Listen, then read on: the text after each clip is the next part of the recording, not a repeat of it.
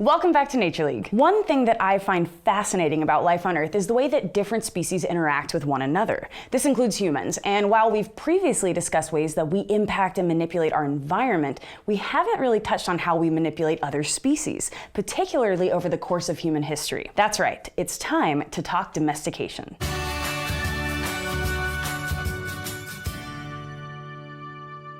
The process of domestication goes by several other names, like artificial selection or selective breeding. The word domestic comes from the Latin word domesticus, meaning of the house. And so when we think about domestication, it's easiest to think of our domestic animal companions, like cats and dogs. However, domestication also applies to species like plants, in the form of crops, and large mammals in the form of livestock. All of these species have been selectively bred over time to conform to human preferences. For example, the maize that we currently grow and eat has been selectively bred over thousands of years to resemble what it looks and tastes like now. Originally, farmers in what is now called Mexico noticed some plants were different than others. They saved the kernels from plants that had desirable characteristics and planted them the next season. Over time, the selective breeding has led to maize that is almost unrecognizable from its ancestral form. But here's the thing. We typically think of evolution taking place over hundreds of thousands, if not millions of years. So how is it that maize and wolves transformed into their present-day corn and pug forms so quickly? The relatively rapid changes brought about by the process of domestication have taught us about the capacity of genes to significantly affect outward appearance. While it's true that the process of evolution generally takes a lot of time, not all genes are created equal in terms of their effects. It so happens that genes selected for in the domestication process have really large effects, so the overall changes can happen more rapidly. My friend Adrian and I have had several chats about domestication and how certain non-human animals have come to be some of mankind's greatest companions. Let's check out one such conversation in a Nature League segment called From A to B, where Adrian tries to figure out how he can keep a possum around the house.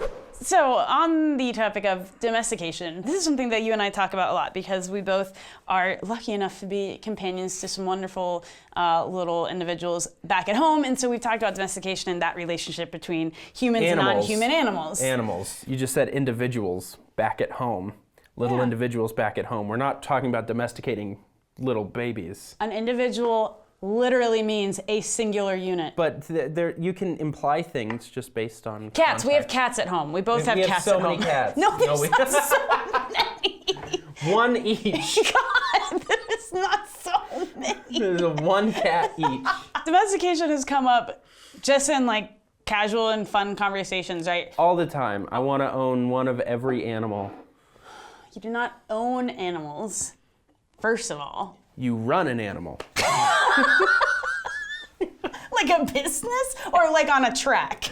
Like a business was my thought. What is the process of domestication, and how could we / can we go about domesticating any animal we want? If this were Jurassic Park, we wouldn't be asking how, we'd be asking should. As we know, the answer was yes, we should. No, definitely not. 5 times we should. Let's hit a few words and terms. Domestication, or something to be domestic, usually refers to the home. Yes. And so in the case of humans talking about domestication, we're saying of other non-human species. So like bringing them into our homes, typically. So then there's also some terms that have to do with how things change over time. Because to get any kind of domestication, there was change that happened over time. And usually we call that natural selection.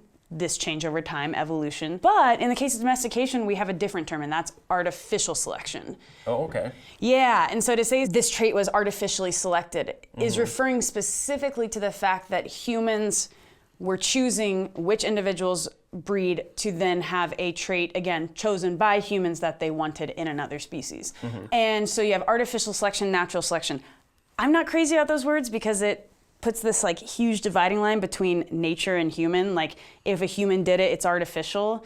And that's a little weird to me from like that philosophy standpoint, but it's the terms we have at the moment. Something like domestication comes about because of artificial selection. So humans have a hand in it, in fact, pretty much the whole way through. So the actual process is gonna be different depending on the species. So, which are most interesting to you? So maybe the most common household companions, like dogs, cats. What you got in mind? The North American opossum. Did you have something else in mind? Oh, to domesticate, or are we talking about how they got domesticated? The process.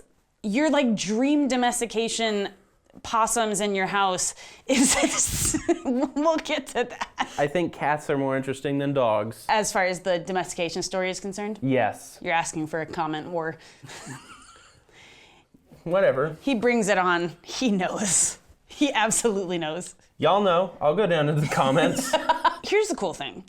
With domestication, because a lot of it has come about because of individuals breeding with individuals, we have a lot of genetic signatures of domestication. The fact that there has been that change over the time. With new technology, we've started looking at domestication on a genomic perspective. So instead of just genes, to say a genome or a genomic study looks at the entire set of DNA, all of it. So not specific genes? Yeah, like a genetic study would be saying we looked at this gene, this stretch of DNA that does this one thing. A genomic study is saying, I want to read the entire library, every single piece. Okay. More recently, with these genomic studies, we've found really interesting things in domesticated species. So cats, I think it was in 2017, a paper came out that looked at, can we see signatures of domestication in the cat's genome.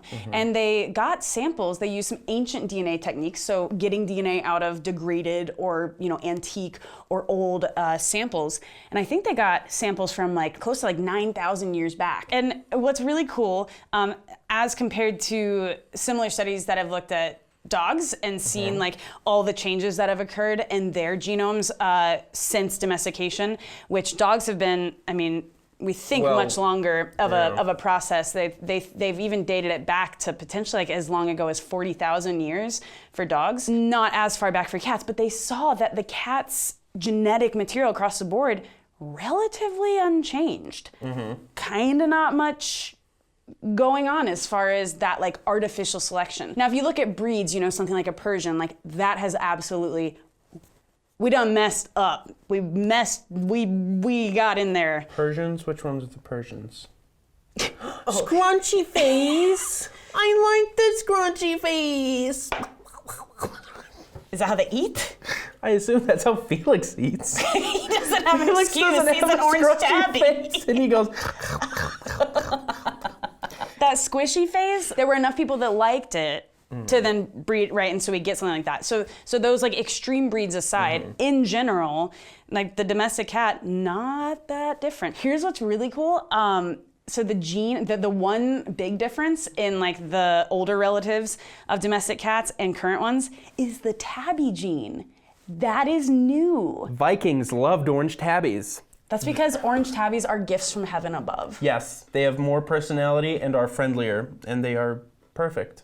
No, they're perfect angel babies from heaven above. Oh, I know. I have one. His name is Felix. Here's a picture. So we know that orange tabbies are gifts from heaven above. Yeah. Yeah, but the actual tabby gene is apparently kind of newish. So it's so what they saw with domestic cats is not much has changed. Tabby's a cool thing. So it's almost like the traits that cats had even long ago when they were first interacting with humans. It's kind of that worked. There wasn't a need for huge behavioral changes the same way with dogs. Even wild cats, though, that the approximate same size ones, the ones that can interbreed with domestic cats. Aside from maybe a jaw structure, a slightly different jaw structure or a slightly different tail, basically the same thing. Well, and that's just the outside, right? So we'd call that the phenotype. So what something looks like, and that's why and phenotypes can change from all kinds of things, just environment can sometimes change. Right. The Scottish wildcats that I'm thinking of only have bigger jaws because they need to crunch a lot more. Yeah, so I'm just pointing out that changes to the looks they're not necessarily reflected in the genes, and that's why doing a genomic study is so cool, because you can remove some of those other variables and just see what's there and what's being expressed. Talking about the faces just reminded me, do you know about the Siberian silver fox experiments that have been going on? Man, I wish I was from Siberia. Just for this one moment. I thought you were going to say, man, I wish I was old.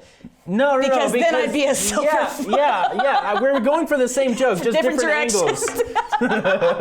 Do you know about that experiment? No. This is really cool. It's been going on for about 60 years. They started it in 1959 in Siberia, this research team, and they basically have been selectively breeding foxes, just silver fox, so not domesticated in any way. They've been progressively breeding the most friendly and just most like sociable, like with humans.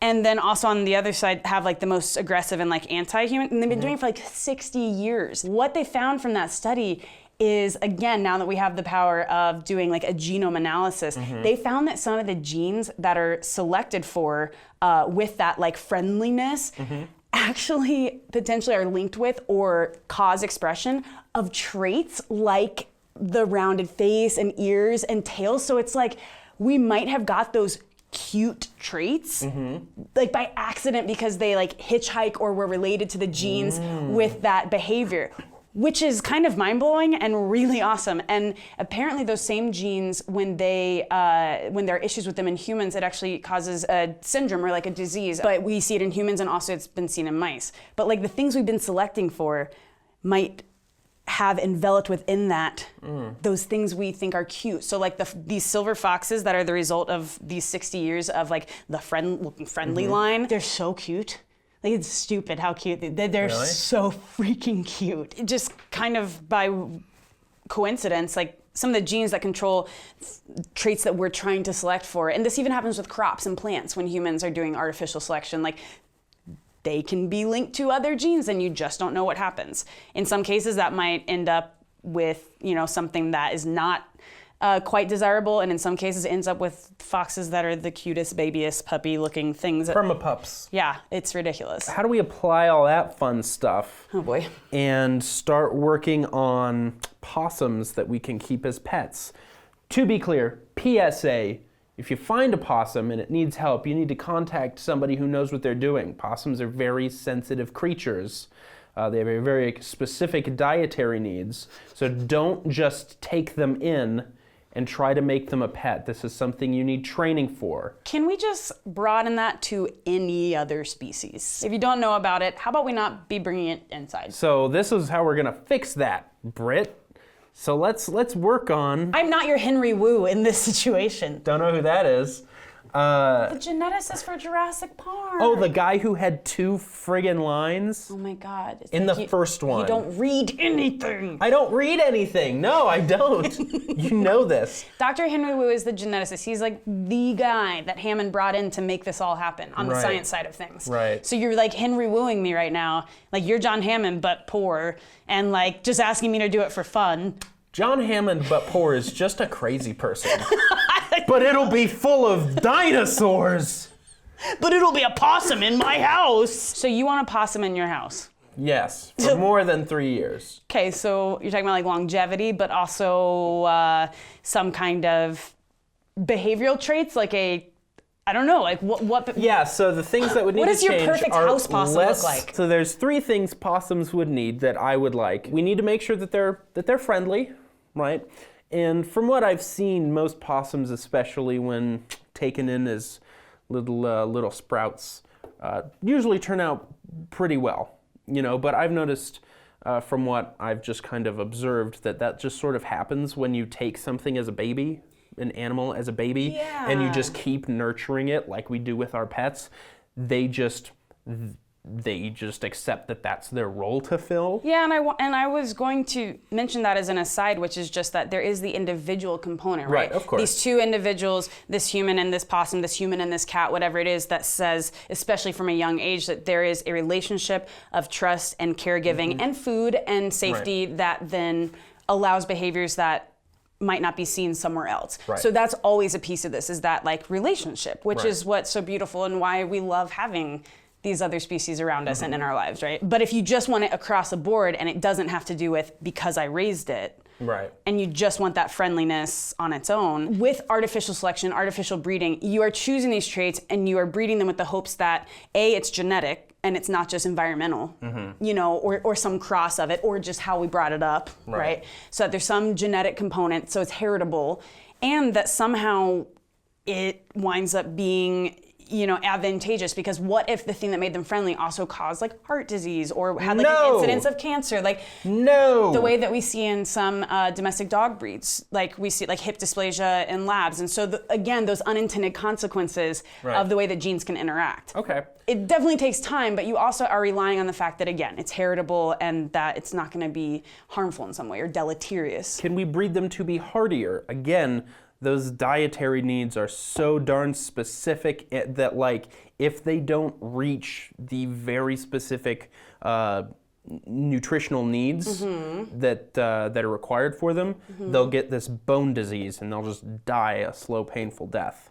It's nuts. They won't just like be starving and be malnourished. They will get an actual like very specific bone disease if they don't get the exact requirements. Changing disease prevalence and changing diet requirements, there's a lot that goes into that. And sometimes things like a behavior or a trait like fur color or something might be very limited or like simple in terms of like that genetic architecture. Right. But when you start talking about diet and you're talking about full organ systems, multiple organs, and then the way disease actually plays out and the environment that they're from and then what kind of food is there, that seems like that one's going to take a bit more tinkering. Though for all I know, it's a single gene, right? Like I don't know Right. with possums particularly, but why would you want to mess with that? Just like your convenience during food time? Well, just so accidents don't happen, you know? It seems like there's a lot of like time and preparation that goes into something like that, and oh God, I'm just lazy. So you just want to be able to put like down a pellet. Not a pellet. I want to take a scoop. Like I feed my cat. But of pellets. He walks up to me. He wants a pellet. And he does his thing, and then I go scoop, psh, pat his butt, Yeah. and then he eats. So you want possum pellets, TM. I'm just saying, Okay. changing diet is perhaps a little trickier. Though if you're putting Hammond money into this, maybe we can talk. I'm lying. I do not endorse this at all and would not do it for any amount of money. If this was Hammond money, we'd be splicing it with the genes of like, We'd be sparing no expense, first of all. boom. So you want friendliness, you want them to be possum pellets, and then was there a third? Lifespan. Oh, live longer, yeah. Well, there's so much. Because they live about as long as a rat. Little tiny rat, big old possum, same lifespan. Don't get it. Well, we also see different lifespans in captivity or like inside a home versus being outside, right, without care. No, So- in a home, like 3 years. Really? Yeah, and then they're old and they pass away. Well- It's nuts. Why? Spare no expense. All right, I'll work on it.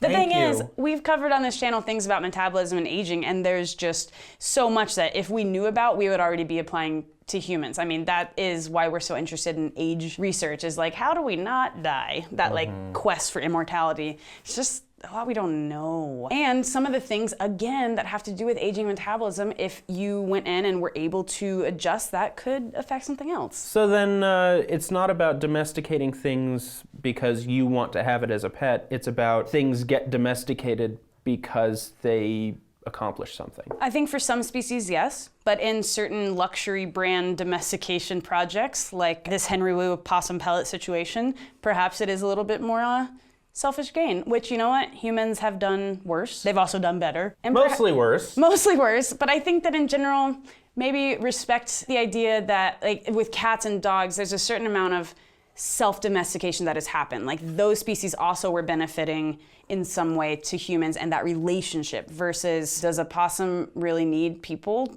Not to date. It hasn't seemed like that was a necessary thing. So it's like forcing a relationship instead of one just happening. Like the way that you forced me to be your friend instead of us just... I have blackmail of Brit saying some things about Sonic the Hedgehog.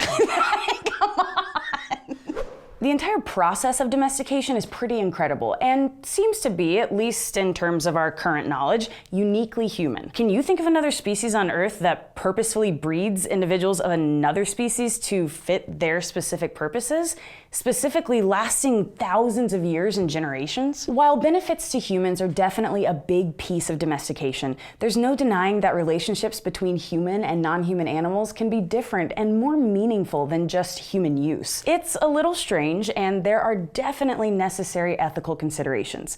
But when I wrote this script, my sweet baby Jane cat was purring in my lap, and that's something I wouldn't trade for anything. Thanks for watching this episode of Nature League. Do you have questions about domestication? Post them in the comments below to contribute to the conversation there. And to keep going on Life on Earth adventures with us each week, go to youtube.com/natureleague, subscribe, and share. Hey guys, we now have a Nature League pin on dftba.com. Click on the link in the description below to get yours.